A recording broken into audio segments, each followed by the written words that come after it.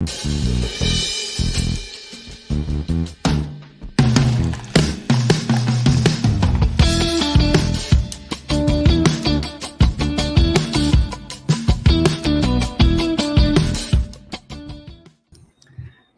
evening, good morning, good afternoon, wherever you are in the world. Welcome back to Social Confoes.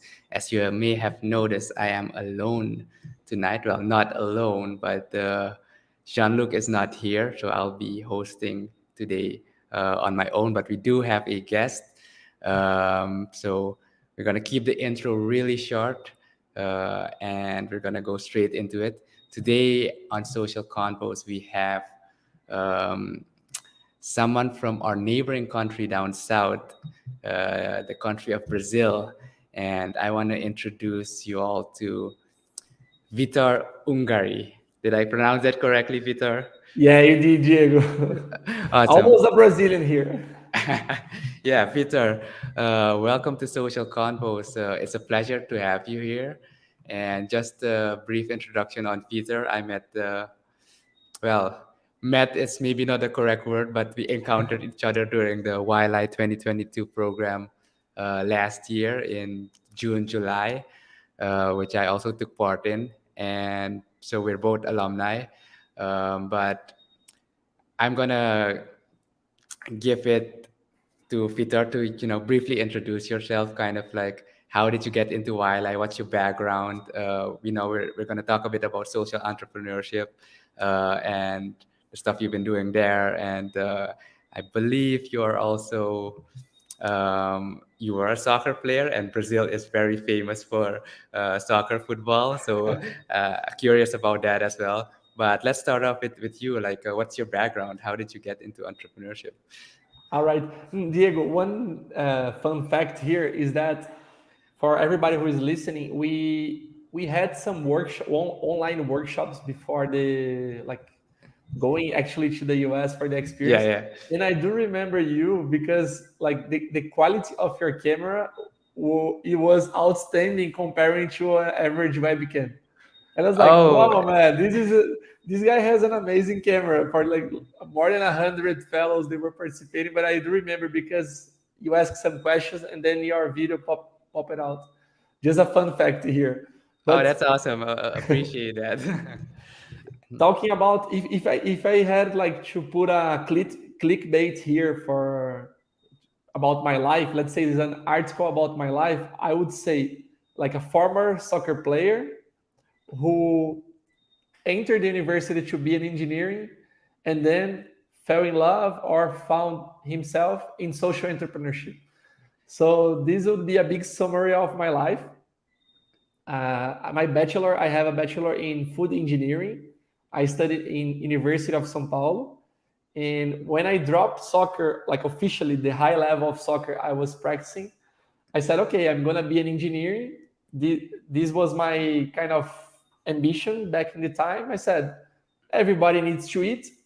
There are a lot of challenges, and I'm gonna work with that, like to be a food engineering. Is that I don't know if it's a common background. A lot of people they say, but what do you do? Do you cook? Are you a Yeah. nutritionist? But it's more like let's imagine a chemistry engineering focus on the food chain, food factories. So it's like a So science-based, like safety and basically safety and like food processing and all those things. Is exactly, that you what I can need work. to think of? I say that like after producing the food, we don't study that, but after producing, you can work in the logistic part. You can work in the production part. You can even develop the machines for the factories, and you can work until the food gets to the mouth of of the client or of the consumer. Because after that, then is the nutritionist. But during the food chain, you can work and specialize in whatever area that you want. But even though I had that many options, I didn't want to be. I found out in the middle of my university life that I said, okay, food engineering is not for me. I want to have the bachelor of engineering Yeah. because of like dealing with subjectivity, learning how to learn because some subjects they were pretty hard at least for me. And then because of that, I wanted to pursue the bachelor, but in the middle I said, okay, am I gonna be an engineer and that's it for my life? So I had this kind of feeling that I could be part of the solution, and then I joined a group called Enactus. Inactus? Enactus. It's like an acronym for Entrepreneurial Action for the Great of Us. So it's an NGO based in the US, and they operate in 37 countries. And I was just a volunteer. I was like, I don't even know if I want to, back in the time, I didn't even know if I want to be a food engineer. And I Yeah. was like empirically learning about social entrepreneurship because imagine I was in the university. I was not the best student. I didn't see myself, I wasn't seeing myself as an engineer, but I was in the university. And then people were like, oh, there is this group, they work with social entrepreneurship. This was in 2013. The term social entrepreneurship, it wasn't very common in Brazil back in the time. Even today, in some places, people never heard. It's like sometimes when I talk about it, it's the first time that people hear about social entrepreneurship. And for me, it was a big shock because, like, how are you mixing So, social impact with business? like, for the people who don't know, because you yourself encountered, like, people don't, fully understand what social entrepreneurship mean. If you had to simplify the explanation to, someone, what's the main difference between just entrepreneurship, like the commercial entrepreneurship, running a business, versus the social entrepreneurship approach? Okay, I like to, if the person knows about entrepreneurship, then I have one approach. If the person doesn't even know about entrepreneurship, then it's different. But taking this premise that the person already knows about entrepreneurship, think that the business model of the company, so whatever you sell, like your service, your product, it has to answer one of these three questions. Like, for who are you serving? Like, so you can have a social impact through your product. I can give some examples in a bit. So if the who or the market you are addressing, you are like causing this positive social impact through your product, is one. The other is like how, because for example, in the US there is a brownie factory. It's just a brownie factory as any, like not a huge innovation in the process itself, but they only accept people that somehow they were in a vulnerable situation. So it doesn't have a selection process. There are a lot of refugees, people who were on the streets, people who were in jail. So this is called, in the model, is causing an impact for who. So we already answered like the products itself, how, like who and how, and also you can answer the question what, like what do you do? Because some companies, they say, okay, I sell glasses, but every glass that I sell, I donate another one for a person who is not able to buy. So you input this cost in the business model, and then you are offering social impact. And one of the premises of this social entrepreneurship, if you have a social business, is that while you scale, you impact more. So if you're selling 10, you're gonna scale and sell 1,000, and then your impact is gonna be greater as your business grows. And this impact isn't quantified in profit per se, right? So it's more like the impact you have on human lives, on the social aspect. Because someone Yeah. in the comments is asking, because they're still a bit confused about it, and he's asking, is it still focused very much on profit, or like how would you distinguish the profit side on social entrepreneurship versus the social part? Okay, Farley, thanks for the question though, because it's actually a big discussion on the field. So let's say there's the defensors from side A and side B. The main concept of social business, there's like business for profit, business on purpose driven business.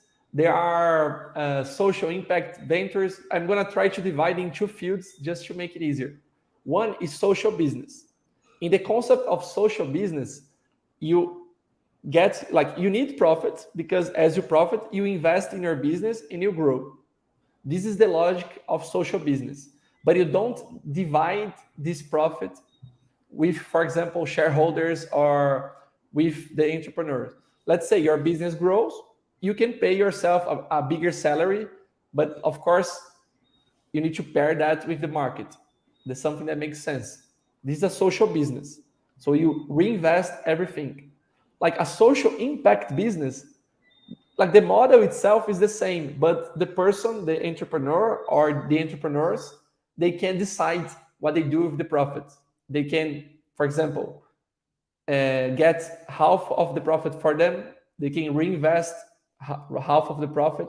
So they are going to take the decision. This is a discussion that I would say there is not right or wrong.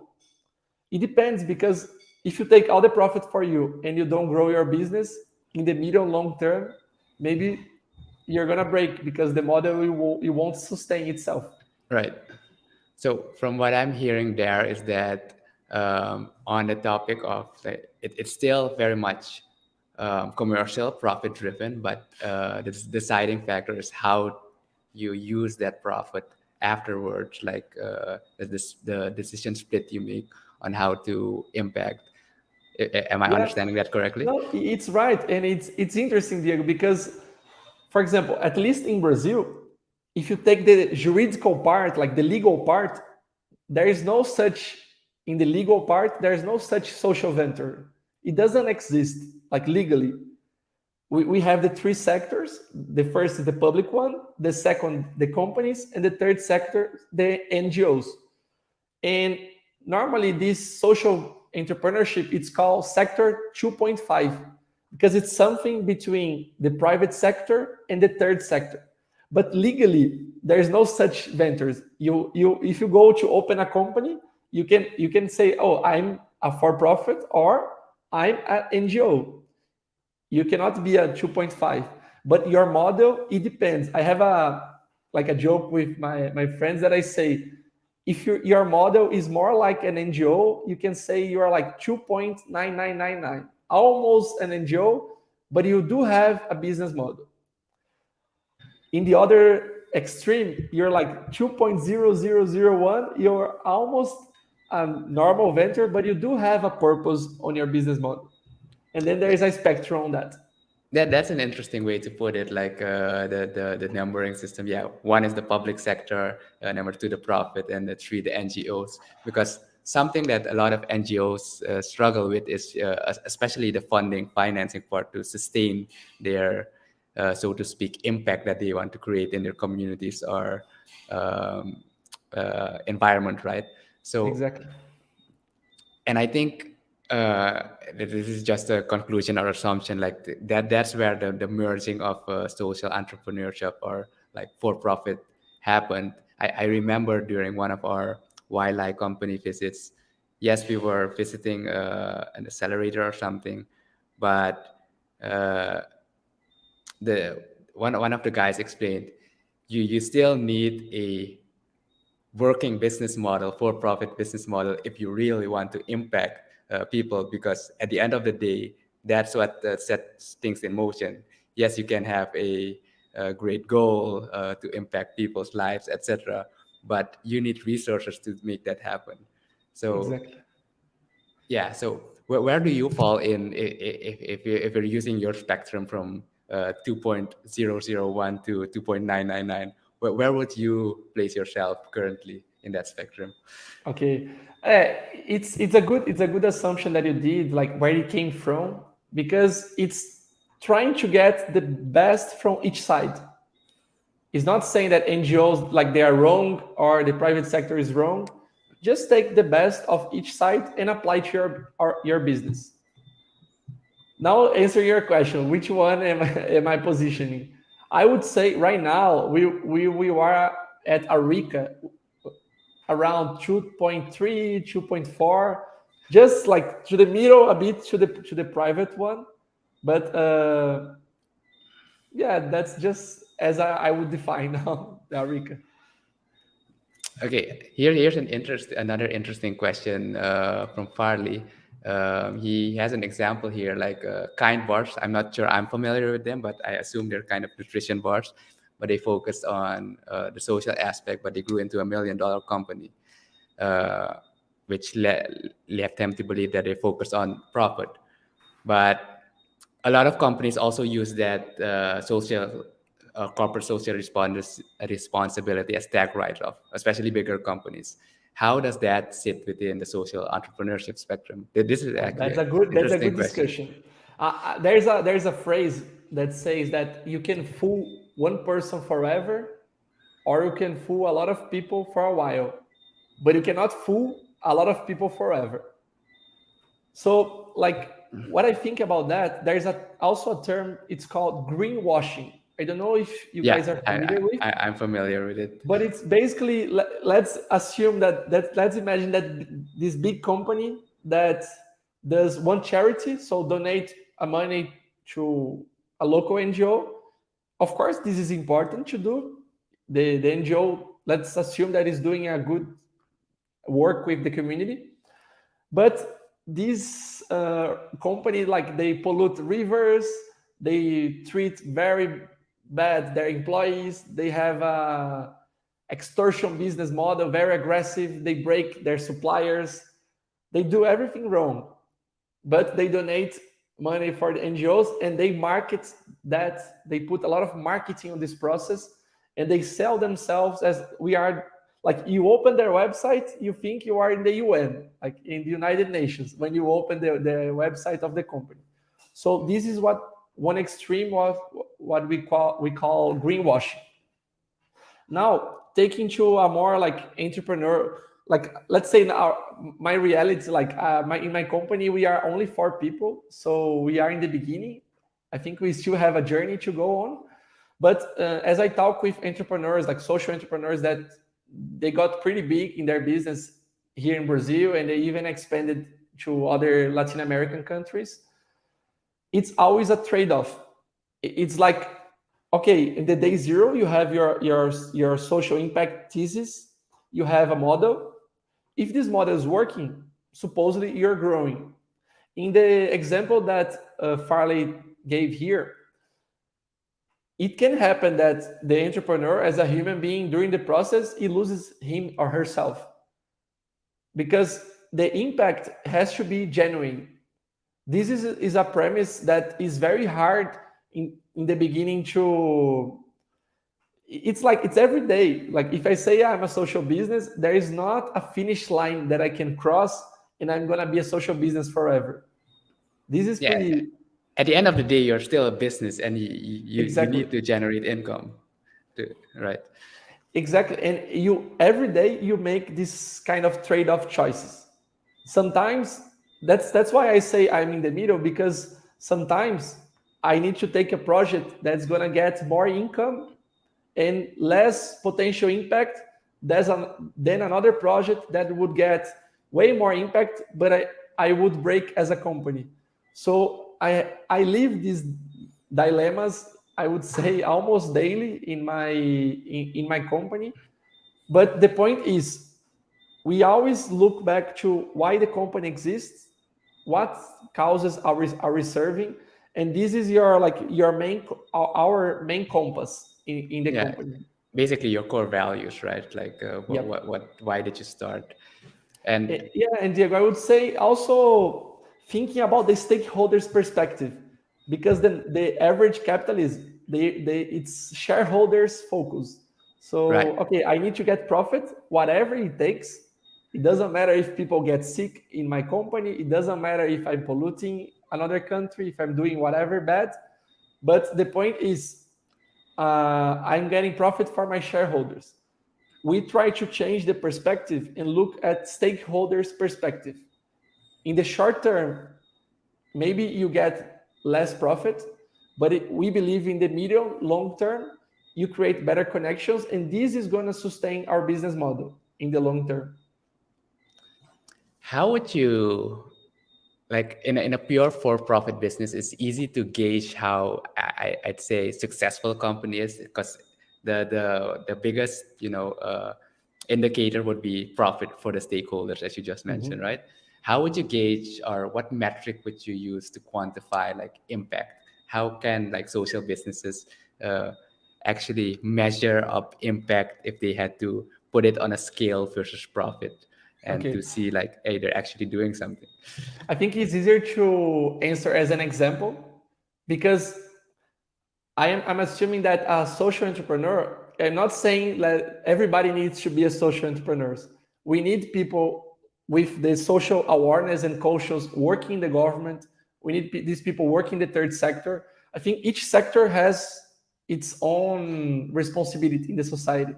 The point is that social entrepreneurs, they are able to tackle very specific society issues.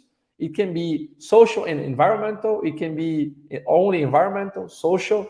The term is social entrepreneurship, but it can be only environmental as well. I'm going to use an example of a company called Ugreen here in Brazil.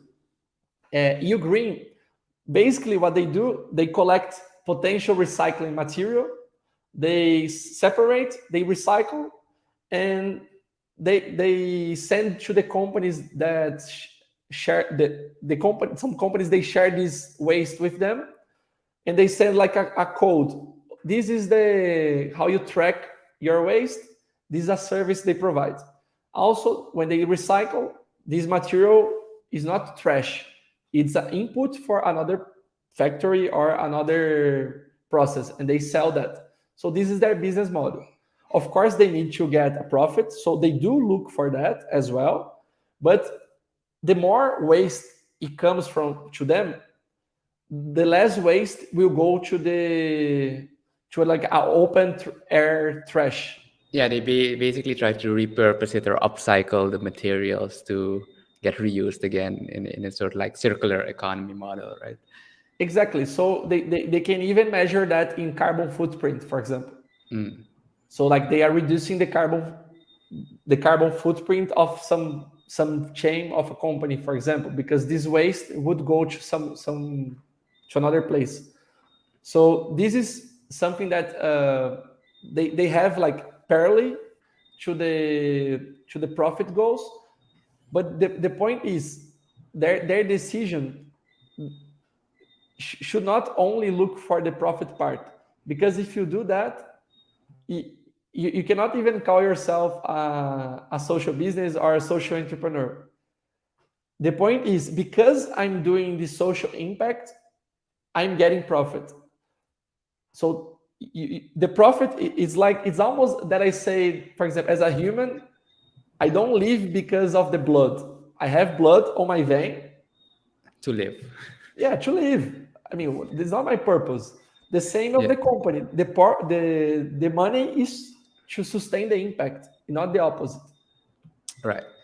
So this brings me to actually Farley's on a roll. Like as you try to scale up like traditional commercial businesses, oftentimes you go to look out for investors, and uh, especially if you're going big, and investors are very like the number one thing is they look for a return on investment. Like they want to see their money like 5-10x in 10 years or something.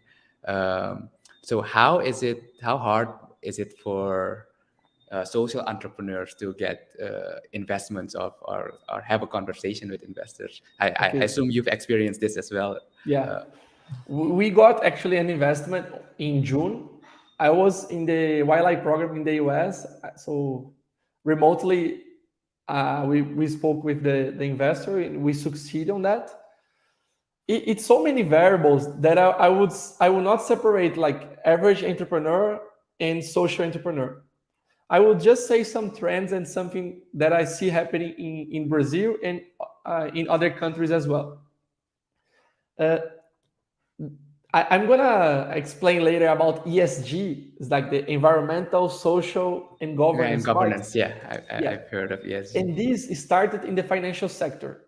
It's not something that emerged from the NGOs or from the government. It emerged from the financial sector because if you have a company in a, let's say you have a soft drink factory, you sell a lot, you make a lot of money, but you are in a water stressed region. If the water is over, you don't have a business. Yeah, it's one of your key resources. Exactly. And if you don't make, not only you, but people around don't make good use of that, forget about your business. The same is happening with a big company. Not gonna say the name, but one of the biggest food companies in the world. Their first suppliers of cocoa, they are having a big risk of not being able to produce anymore. If there's no cocoa, there's no chocolate, and it's one of the biggest units for them.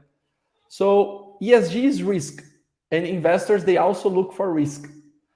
The key here is like how you put a price on that. This is something that there are a lot of standards. Actually, one service that we provide in Arica is helping like democratizing these ESGs for small and medium companies. We can talk more about it, but it started with the huge companies that they were facing different risks, and these risks could end their business. So if let's say my business is worth $1 billion, and there is a risk that in 3 years the water is going to be over, I need to invest. Like if I invest 100 million for to get this risk free, I will invest because it's just a part of the what I would lose if my business would run out. So now coming back to investors, the new big companies, at one premise that I have at least, the new big companies is not going to be someone that is going to invent the new Facebook or the new Instagram or the new Microsoft. No, if you're going toward this direction, you're just kind of, in my opinion, kind of wasting your time. The point is that look at the global issues that we have. And this week we are actually having the World Economic Forum. They're going to talk about every year they issue Yeah, some. it's in Switzerland, Davos, right? Yeah. Exactly. They have some interesting reports about risk. And the markets, they put prices on these risks. So if one of the biggest risks is the environmental part and your business is impacting negative on that, one example, banks, they're going to put a bigger, higher interest rate for you to get a loan because you have a higher risk. So this risk internalized in the process of credit or in the process of money in discount investment as well. So you need to count this risk in your process, in your business model. And if you're doing if you have a clear purpose, a clear cause and effect that your product or your service provide X, and this X generate impact A, B, and C, like positive impact A, B, and C, think that the risk of environmental issues, social issues is way lower, so you don't have to put this price on your business model. I'm I'm curious to know because I really like the way you explain this risk approach. We can talk more about the ESG in a bit, but this risk based approach to longevity of the business, especially on the resource side and the community where you operate in. And if you just mentioned the World Economic Forum as well, that's going on now. Mhm. How do you see that risk-based approach propagating to, let's say, less developed regions? Because, yeah, Switzerland, the the superpowers of the world, yeah, they have these systems in place, the infrastructure in place. But if you look at Latin America in general, and I assume some parts of Brazil is pretty huge. There's a lot of disparities in between how developed the regions are. Like, how do you feel like that propagates to these less developed regions? Yeah.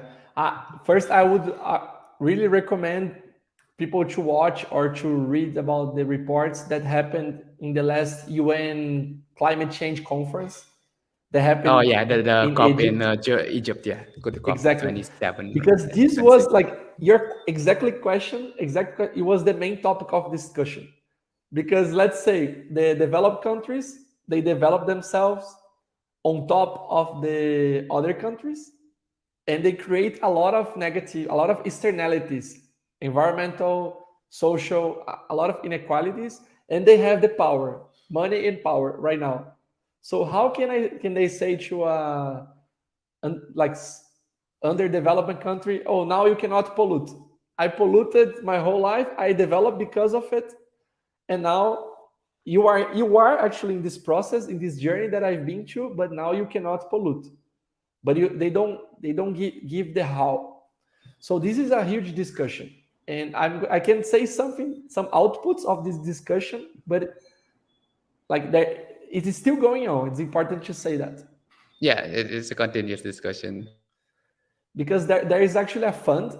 So if you have a project that is capturing, for example, carbon, instead of instead of like a high emission of carbon, you can get part of this fund for it. So this is a fund from developed countries to undeveloped countries. Another discussion is that, like, kind of the percentage of emission. So a country that is already developed should have a way lower emission than a country that is developing. So this is, I think these are the main discussion on the topic. But is like very, you nailed the question, because this is exactly what is being discussed.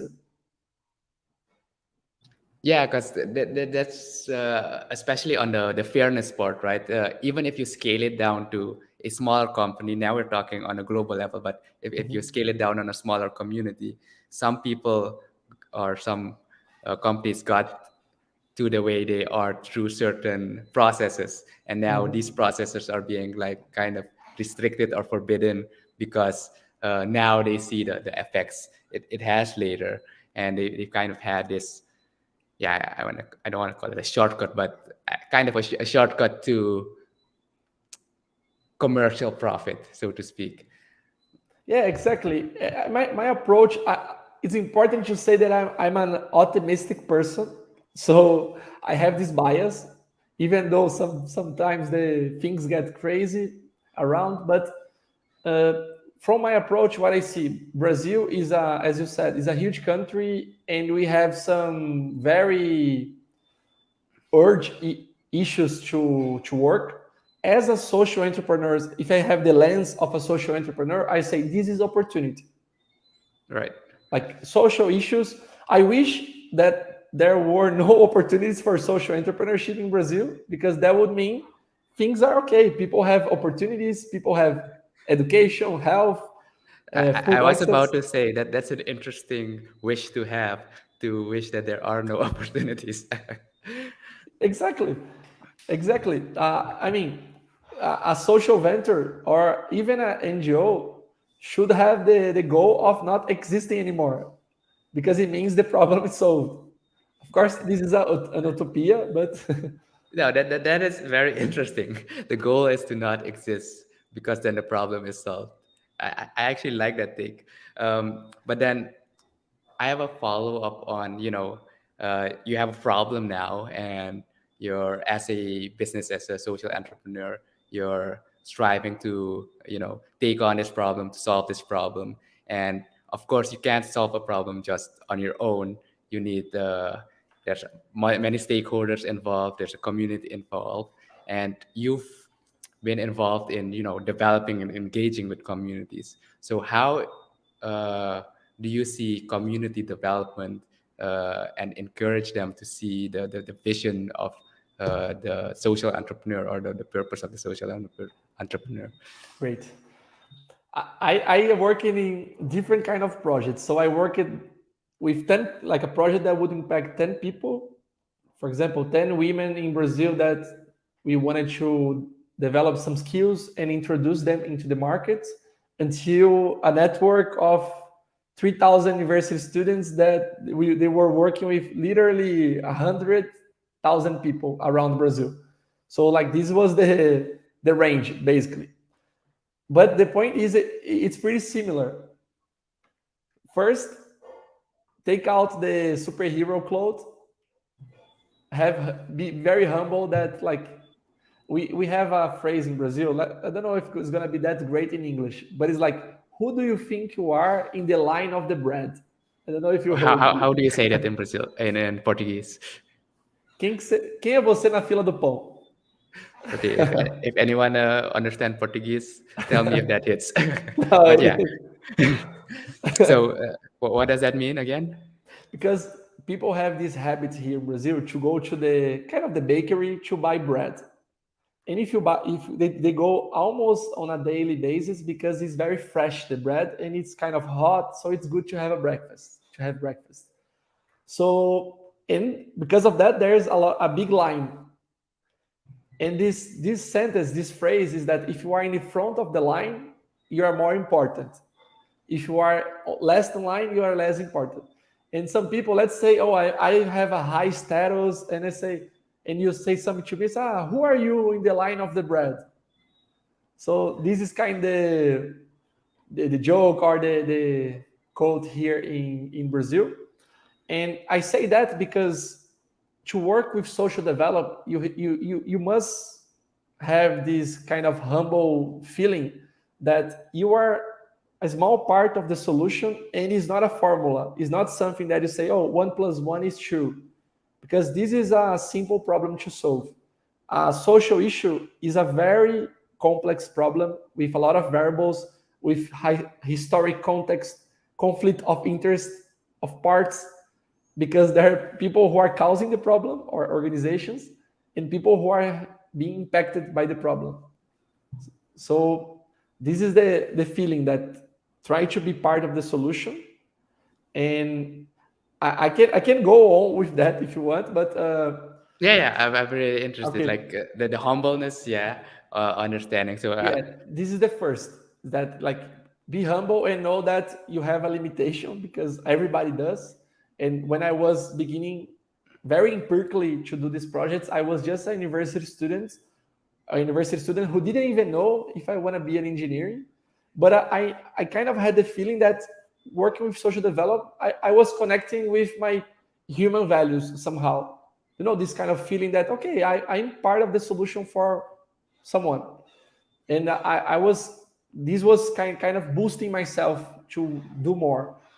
And so this is the first part. Then I would say to take out the vision of judging and only observe and listen to people. Because some people, when they are going to do a social impact project, I'm going to visit the community. No, I say, you go to visit museums, you go to visit some exposition. If you are entering a community, and if you are not part of that, like if you are part of that, you do have, let's say, legitimate credibility to know actually what happens there. But if you are an outsider of this community, listen to people, connect with people without the judgment vision, really observe what goes on. Do your research, because if you're working with a cooperative recycling, you need to know what is the data, what is the problem. Like, this is just fact, it's not your opinion.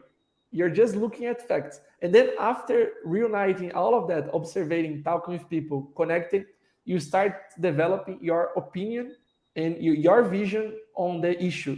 Because the main part is just to understand and what is the specific issue that you're going to tackle. You're not going to solve the hunger of the world, but you can work with first childish, like from 1 year to 3 years old, a specific food that you're going to apply to them, and you can apply to thousands of children, but it's very specific. And this is the problem you're going to tackle as social entrepreneur. If you had to break that down in a timeline, like, someone is interested in tackling a problem, and as you said, first, be humble, don't judge, and listen, especially listen to the community, and collect data. Like, at what point would you say, like, what would be a clarity moment for the social entrepreneurs to see, like, aha, this is the problem, and I have the solution? Or what was that process like for you, when you are busy observing? I can say for me, and I can say an ideal process, because the ideal process is that you, if some people they have already have a higher bar of self-awareness or self-consciousness. I didn't have that when I started. It was something that it just made sense to do it. No, I'm here. I'm feeling that this is right. I'm connecting. I didn't have a lot of tools or knowledge on that. So I was just doing, and because of that, I did many mistakes. But okay, in the beginning. So ideally, you're gonna connect with, you're gonna always ask yourself, like, why I'm doing this? Like, do I have some cause that I defend? And how do I answer these questions? Just look at your journey. Like, what fires you up? What bothers you the most in your city, in your sector, among your peers? And something that, like, some injustice that sometimes bothers more than others, because there are a lot of problems in the world.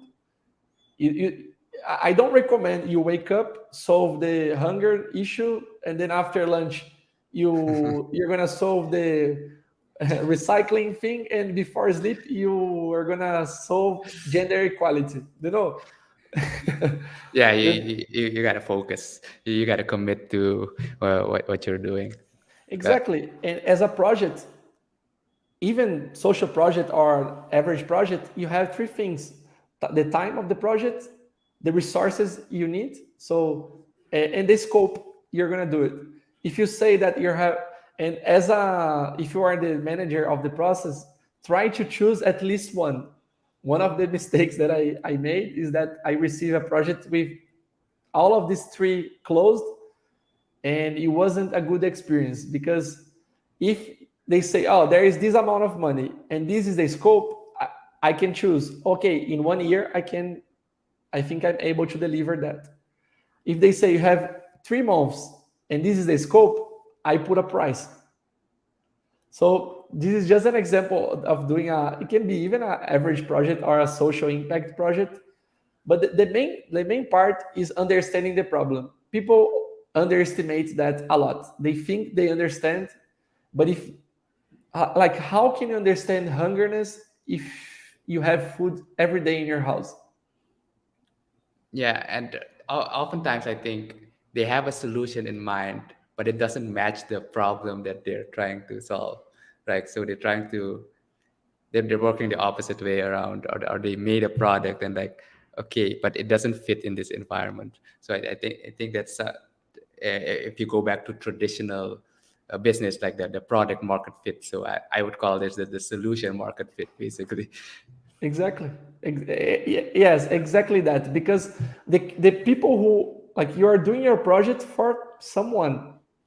If this person is not engaged with the project, there is a big red flag or a potential red flag that you're doing something that is not connecting or not solving.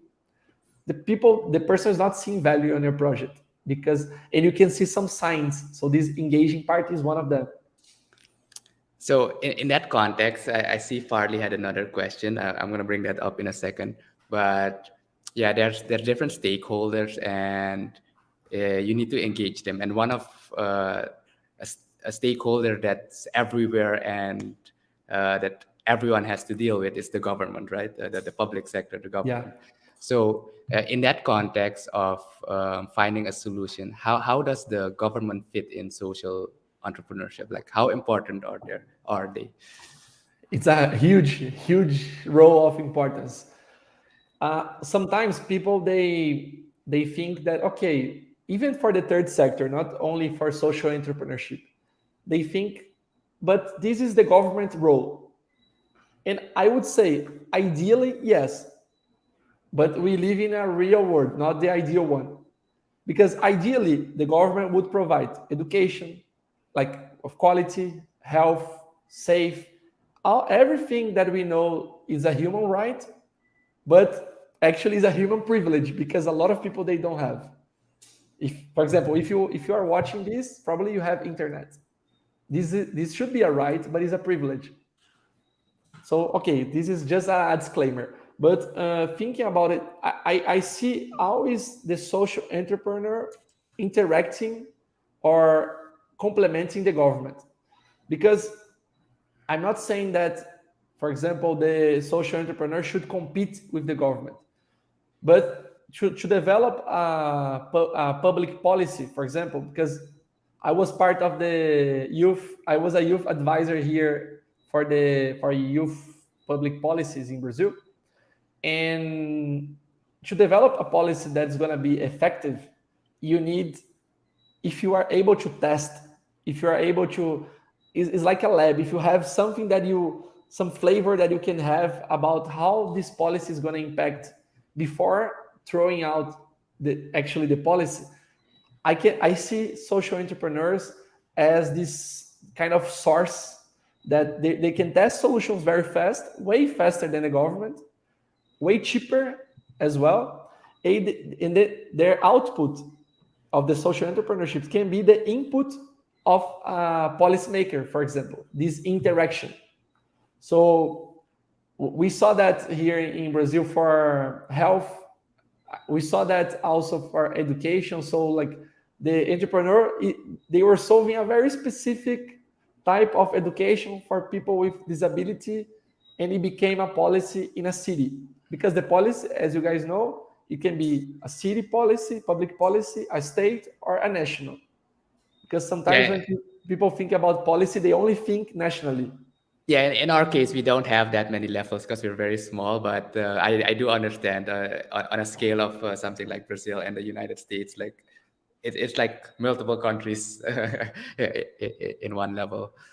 Yeah, and even Diego, some business, their model is B2G, so business to government. How they tackle that? They see the goals of the. Let's say I'm gonna help my city hall here. I'm gonna look for policymakers in a city level. So I go to in a city that is average in Brazil. They have this city planning for 4 years. They have their goals and they have their reality. Every time, it doesn't matter the city. The goals is here, way higher, and the reality is the bar is way lower. Always. Yeah.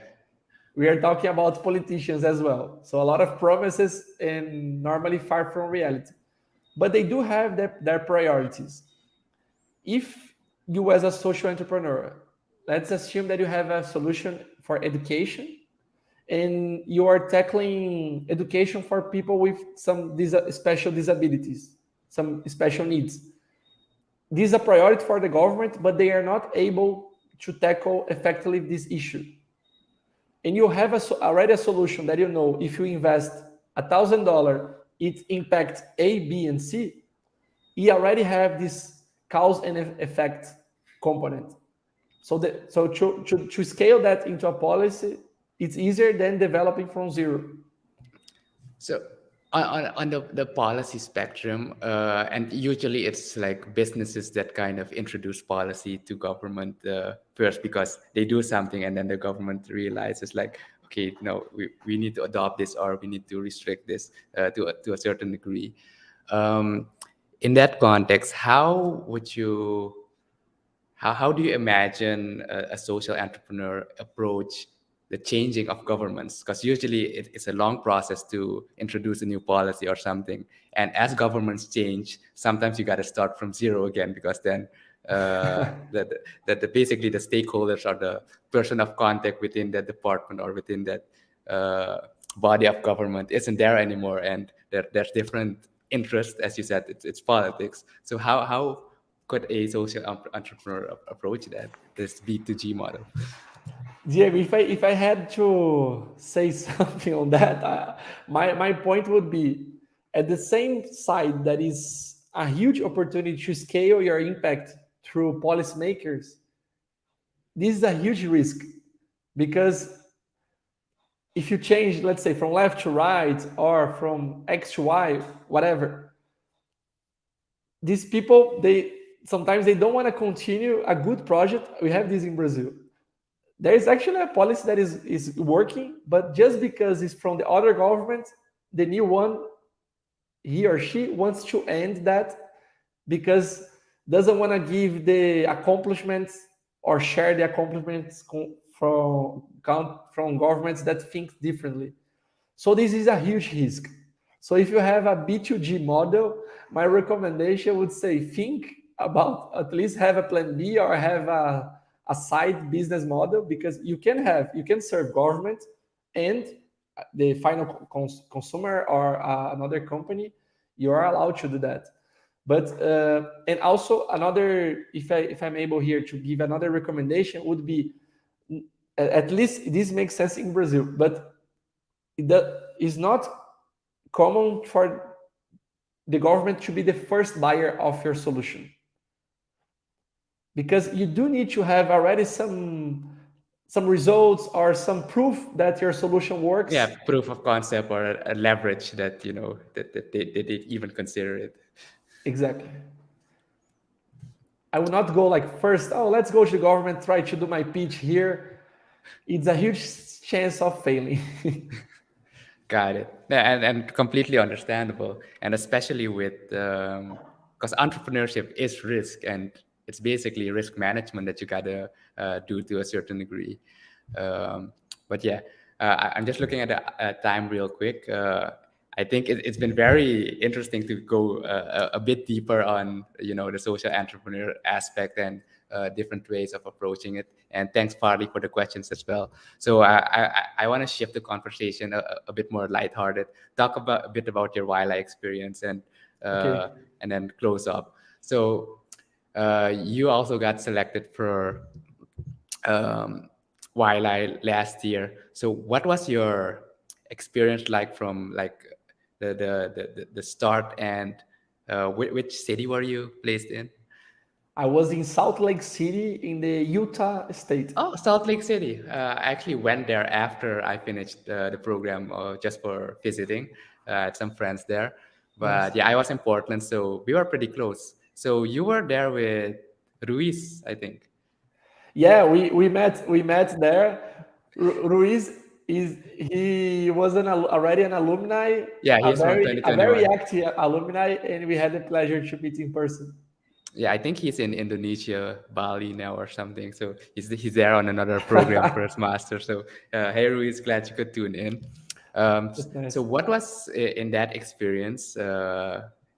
If you compare, the landscape in Brazil and the experience you got through Wila in the United States, what are some, I'd say, differences or takeaways that you got from that experience? Hard to choose, but let's try here. Let's do a top two or top three. Okay, so one, Americans, they are very straight on doing business. So Strange? it's straight, like straight to the Straight, point. yeah. Straight to the point, not strange. It was strange for me at the beginning, but in a good way. Like, I admire the way they are straight to business. Like, it's kind of, okay, let's talk about business. A, B, and C. This is my interest. This is what I want to do. If you don't agree, okay, I do it with somebody else. Yeah, you But just move these are on. my points. So, and here in Brazil, we lose a lot of energy and time. Instead of saying no, the process goes, and the person. So in US, they are very straight to business. And another thing that was particularly important for me, I was with a big bias on social entrepreneurship before, thinking that it was the only solution. So I was trying to innovate at the most on business model, trying to be disruptive in all parts of my business. And the lesson that I took is that the simple work. So you just need real night to solve a problem. to find a model and to sell this, like, to for a business model that works. Because this was important, because I met many other wildliers, the fellows. They have like normal business. Some they sell fruit, the other it has a school, it had a hospital. I mean, so it was important for me to get out of the social entrepreneurship bubble, to interact with average business, to get more of this. For me, it was a huge inspiration, and to see, okay, I have this social entrepreneurship background and journey. How do I take what's working already in the business model and mix with my vision of social entrepreneurship? So this was a huge lesson for me. Interesting. What was your favorite thing from Salt Lake City? Or if you had to recommend someone, should they go to Salt Lake City? I know Ruiz had some interesting adventures there. So, anything interesting happened to you in the city?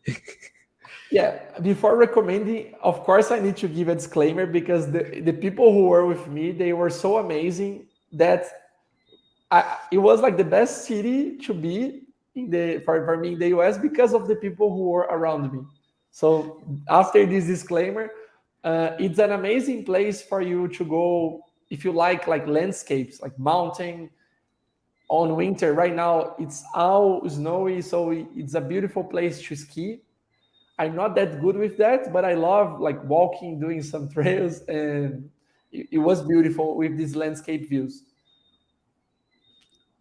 Yeah, I was in between those mountains, and yeah, it was really something to see You waking know up what I'm every. talking about. Yeah, yeah, it was very interesting. And then let's switch it up a bit. We got a viewer from Twitch here, and if you had to make a recommendation for Brazil from where you are, best food in Brazil, what are some recommendations?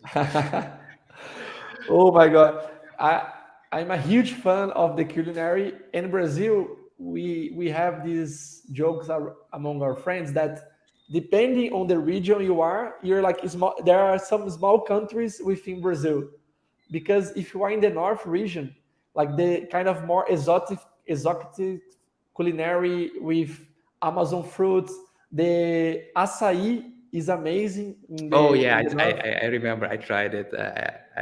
Some kind of smoothie or something, or ice cream. I tried acai ice Yeah, cream. but the açaí from the Amazon is different, because the açaí that we know as ice cream, it's mixed with kind of sugar powder, and the one that is made actually, let's say in Manaus, that is Amazonas state, for example, it's they take the fruits, they put in a machine, they get the juice, kind of as a creamy juice, and then you eat. You can eat with fish, you eat with rice, so and it has a different taste. I personally love it, but my favorite food, I would put in here two, because I'm hard at choosing one. I would put two. One is feijoada. Feijoada. Feijoada. Okay. It's a dish that it came from when the Africans came to Brazil. They made that with rests of pork, but now you put a lot of parts of pork, the good, and some people put almost everything, but it's a black beans with parts of pork, and you eat with rice, with some tomato sauce, with powder as well. It's delicious. It's amazing to eat on winter. And I also recommend pão de queijo. It's bread of cheese. If you go to a state near São Paulo state, is on the right on the north. It's called Minas Gerais. It's the best pão de queijo you can find in here. It's delicious. It's like these small balls of cheese with flour. It's just amazing. If you mix, you like during your afternoon, you have a cup of coffee if you like, and normally they serve that.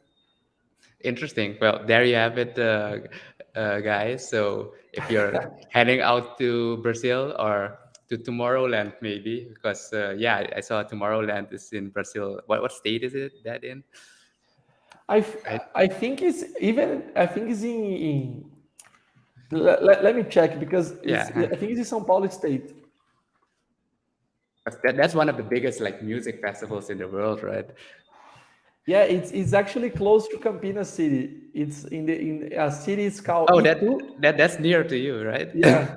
If you guys come to Tomorrowland, send me a message. We can grab a coffee or a beer, and we can have a good time here in Brazil. Send me a message if you guys come to Tomorrowland. Awesome. There you have it, guys. So even more reason to go to Brazil, visit, see the culinary, see the beautiful site. Uh, You already have a and checklist of tourists here. right. No, that's amazing. Peter, I think you shared a lot with us, clarified a lot with us about social entrepreneurship, especially, and your vision on it. I I definitely think we could have gone even more in depth, but we're as with everything, you're constrained to some resources, and with us, it's a resource of time. So maybe in the future we'll have a follow up. And especially if Jean-Luc was here as well, he always has some interesting takes and experiences. But hopefully he'll be back next week. So to close it off, any final thoughts, Peter, on social entrepreneurship and where could people find out more about you and what you are doing? Where can we Okay. send them to? Yeah, first I put myself open to if you have any questions, want to talk deeper about any subject. This is my name, Vitor Ungari. Normally I respond quicker on my LinkedIn, but you can find me on Instagram, on in my email as well. Is like what I use the most. But LinkedIn is what because I use for business, so I'm always online on LinkedIn. So it's gonna be a pleasure to grab a virtual coffee with you guys. And my final thought is that I would say that I'm on I always say journey. This is a word that I use a lot. Journey, because I don't see a final line. Like, oh, okay, I arrive.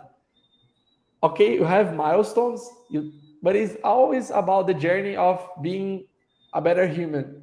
I don't believe about, oh, there is a good leader, there is a bad human.